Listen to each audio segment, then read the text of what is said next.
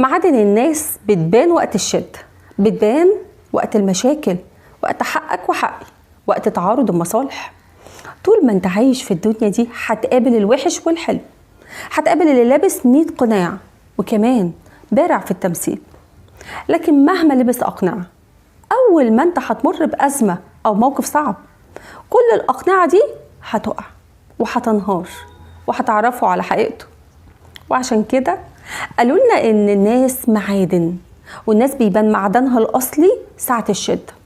أصلك ساعتها هتلاقي ناس بتختفي، وناس بتهرب منك، وناس بتدور على 100 حجة وسبب عشان يبعدوا عنك.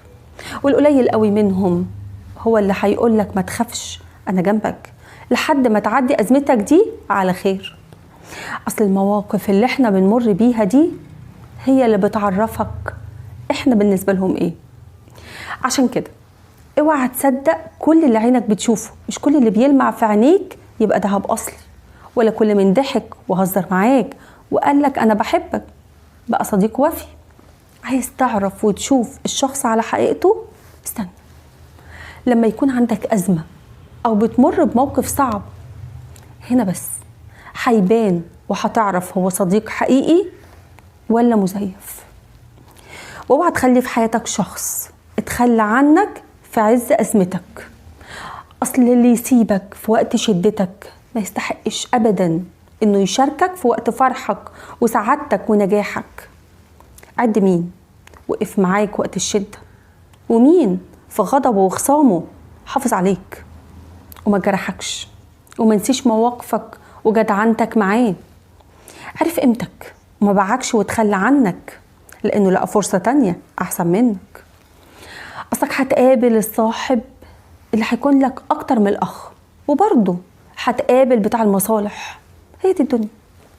عشان كده قالوا لنا لا يمكنك أن ترى النجوم إلا في وسط الظلام، كذلك هم بعض الأشخاص في حياتنا لا يظهر معدنهم إلا وقت الشدائد. وأنا بقولك اوعى تتسرع، اوعى تتعشم بزيادة مع الشخص اللي قالك كلمتين حلوين أو هزر معاك وضحك.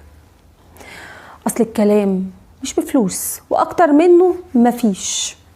خليك متأكد إن الأفعال هي اللي بتؤكد صدق المحبة. الكل بيتكلم والكل بيضحك. اختبر صاحبك مرة واتنين وتلاتة وتأكد من وفائه وإخلاصه ليك، عشان محدش هيتصدم ولا هيتوجع غيرك انت. رسولنا الحبيب عليه الصلاة والسلام قال لنا المؤمن كيس فطن، فخليك انت كمان فطن في اختيارك للناس اللي حواليك.